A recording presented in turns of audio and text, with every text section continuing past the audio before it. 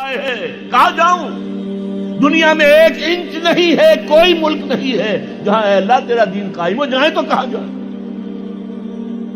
دیکھیے ہماری بندگی جزوی ہے، نمازیں ہم پڑھ رہے ہیں، روزے ہم رکھ رہے ہیں، مسجدیں عالی شان بنائی ہیں، مدرسے بھی بہت بڑے بڑے بن گئے ہیں، واقعتاً اس میں کوئی شک نہیں، لیکن سوال یہ ہے کہ اوپر جو چھت ہے وہ تو کافرانہ ہے، قانون تو اللہ کا نہیں ہے، کتاب و سنت کے احکام تو نافذ نہیں ہے۔ ہاں نماز ہے، روزہ ہے، حج ہے، زکوٰۃ ہے، تو نماز اور روزہ تو ہندوستان میں بھی ہو رہا ہے۔ تو چند ایک مسجدیں ہیں جنہیں وہ تاریخی اعتبار سے کہتے ہیں کہ یہ ہمارے مندر ہوتے تھے جنہیں مسجد بنایا گیا، ورنہ وہاں پر ہزاروں لاکھوں مسجدیں ہیں، آباد ہیں، لوگ نمازیں پڑھتے ہیں، کوئی روکتا ہے انہیں؟ ہم نے یہ ملک بنایا تھا کہ یہاں اسلام کا نظام قائم کریں گے۔ نماز تو آپ امریکہ میں جا کر پڑھیے، امریکہ کو کوئی اعتراض ہی نہیں، لیکن تم کہو کہ اسلام کا نظام ہم قائم کریں گے، نہیں کرنے دیں گے تمہیں کبھی بھی۔ تم چاہو کہ تم اسلام کا معاشی نظام قائم کرو، کبھی اجازت نہیں دیں گے۔ تم چاہو کہ اسلام کی معاشرتی اقدار کو تم قائم کرو، کبھی نہیں کرنے دیں گے۔ یہ ہے اس وقت جو ہمارے ساتھ پیش آ رہا ہے معاملہ، پورا مغرب اس پر اڑا ہوا ہے، اسلامی نظام کہیں نہیں آنے دے۔ ہاں نمازیں پڑھو، ہمیں کوئی اعتراض نہیں، روزے رکھو، تم روزے 30 کی بجائے 100 رکھو، ہمارا کیا لیتے ہو؟ تو اب ہم جو کفر کے تحت زندگی گزار رہے ہیں اور اس اعتبار سے اللہ کی نگاہ میں ہم کافر ہیں، لیکن سوال یہ ہے کہ جائیں تو کہاں جائیں، کریں تو کیا کریں؟ نظام کفر کا ہے، قرآن کہتا ہے وَمَن لَّمْ يَحْكُم بِمَا أَنزَلَ اللَّهُ فَأُولَٰئِكَ هُمُ الْكَافِرُونَ۔ جو لوگ قرآن کی، اللہ کی اتاری ہوئی شریعت کے مطابق فیصلے نہیں کرتے، وہی تو کافر ہے۔ اور کافر کسے کہتے ہیں؟ اقبال نے کہا نا، بتوں سے تجھ کو امید ہے، خدا سے نو امیدی، مجھے بتا تو صحیح اور کافری کیا ہے؟ تمہاری ساری امیدیں امریکہ کے ساتھ وابستہ ہیں، وہ مسئلہ طے کرا دے، وہ یہ کرا دے، وہ کرا دے، وہ معاملہ ہمارا، وہی تو سب سے بڑا چور وہی ہے، سب سے بڑا ڈاکو وہی ہے، سب سے بڑا اسلام کا مخالف وہی ہے، اور اسی کے پاس ہم جاتے ہیں۔ قرآن کا فتویٰ تو یہ کہ تم کافر ہو۔ ہاں انفرادی طور پر تم مسلمان ہو، اجتماعی طور پر قومی سطح پر تم کافر ہو۔ وَمَن لَّمْ يَحْكُم بِمَا أَنزَلَ اللَّهُ فَأُولَٰئِكَ هُمُ الْكَافِرُونَ۔ یہ چھٹا، یہ 7واں رکوع ہے سورہ مائدہ کا، اور پھر فرمایا وَمَن لَّمْ يَحْكُم بِمَا أَنزَلَ اللَّهُ فَأُولَٰئِكَ هُمُ الظَّالِمُونَ۔ جو اللہ کے اتارے ہوئے قانون کے مطابق فیصلے نہیں کرتے وہی تو مشرک ہے۔ اللہ کے حکم کو چھوڑ کے کسی اور کے حکم پر فیصلہ کر رہے ہو، اس سے بڑا شرک کیا ہوگا؟ اور تیسری مرتبہ فرمایا وَمَن لَّمْ يَحْكُم بِمَا أَنزَلَ اللَّهُ فَأُولَٰئِكَ هُمُ الْفَاسِقُونَ۔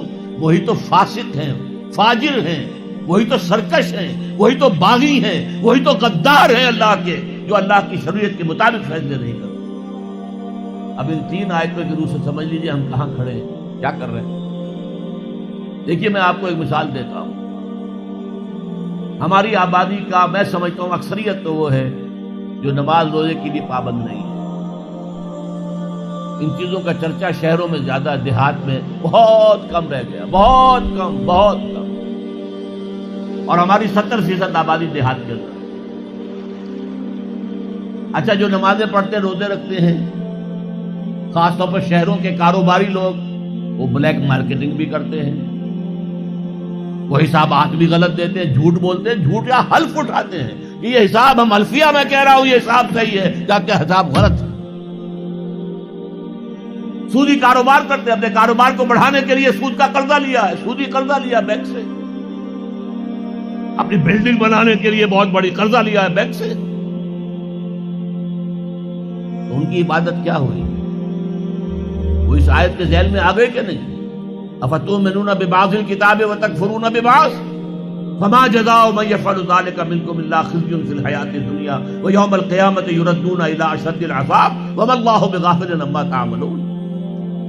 لیکن میں ان کو بھی چھوڑتا ہوں۔ فرض کیجئے ایک شخص ہے، نماز پڑھتا ہے پوری 5 وقتہ مسجد میں، رمضان کے روزے رکھتا ہے، اور بھی اللہ توفیق دیتا ہے، ایام 20 کے روزے رکھ لیتا ہے، یا ہفتے میں 2 روزے رکھتا ہے، سوموار کے اور جمعرات کے وغیرہ، زکوٰۃ دیتا ہے، کاروبار بھی سارے حلال کر رہا ہے، حرام نہیں کر رہا، سود میں بھی براہ راست ملوث نہیں ہے، نہ پیسہ سود پہ اوپر بینک میں رکھ کر سود کھایا، نہ سود پر قرضہ لے کر کوئی اپنا کاروبار بڑھایا، نہ کوئی اپنا کارخانہ لگایا، نہ کوئی اپنے بلڈنگ اونچی بنائی۔ پردہ بھی اس نے اپنے گھر میں بالکل شرعی نافذ کر دیا۔ وہ اس پورے اسلام پر کاربند ہے جس میں وہ کاربند ہو سکتا ہے اس وقت، لیکن وہ اس قوم کا فرد ہے جو قوم اللہ کے فتوے کے مطابق کافر قوم ہے، جو اللہ کے فتوے کے مطابق مشرک قوم ہے، جو اللہ کے فیصلے کے مطابق فاسق و فاجر قوم ہے۔ قوم کے فرد تو ہم اسی کے ہیں۔ چور کا ہاتھ تو نہیں کاٹا جا رہا، ڈاکوؤں کو وہ سزا تو نہیں جا رہی سورہ مائدہ میں جو آئی ہے، ان کے ہاتھ اور پاؤں مقابل سم سے کاٹ دیے جائیں، یا یہ کہ انہیں ملک سے باہر دفع کر دیا جائے، قتلوا تقتیلا، ان کے ٹکڑے کر دیے جائیں۔ ڈاکوؤں کو کوئی سزا ملتی ہے ایسے؟ لیکن اصل میں جو لوگ شور مچا رہے ہیں وہ ہیں جو کہتے ہیں کہ یہ اسلامی سزائیں وحشیانہ ہیں۔ بے نظیر بھٹو کا کہنا ہے یہ وحشیانہ سزائیں ہیں، اللہ کی دی ہوئی سزائیں وحشیانہ ہیں۔ معاذ اللہ ثم معاذ اللہ ثم معاذ اللہ کلمہ کفر ہے۔ اب اس کا کیا علاج ہے ہمارے پاس؟ کیا کریں؟ میری بات کو توجہ سے سنیے۔ اس نظام باطل کو ذہناً تسلیم مت کرو، اس نظام باطل کی خدمت مت کرو۔ Don't reconcile with it, don't serve it, don't support it. اس نظام کے تحت پھلنے پھولنے دولت مند بننے کی کوشش مت کرو،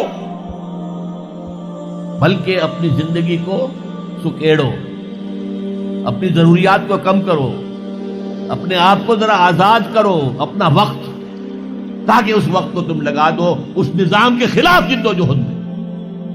ایک ایسی جد و جہد، ایک ایسی کوشش کہ اس نظام باطل کو جڑ سے اکھیڑ کر پھینکنا ہے اور اس کی جگہ نظام حق، دین حق نافذ کرنا ہے۔ یہ جد و جہد اگر کرو گے، تن من دھن لگاؤ گے، تو یہ کفارہ ہو جائے گا کہ تم کافرانہ ملک میں رہ رہے تھے، جس کا نظام کافرانہ تھا۔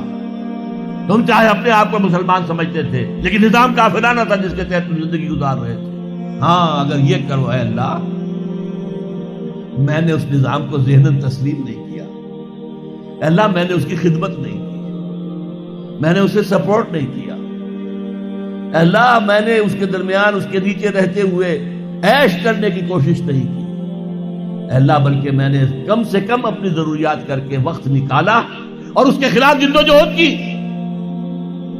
اس نظام کو اکھاڑ کر پھینکنے کے لیے کوشش کی، اور تیرا نظام لانے کی جد و جہد کی۔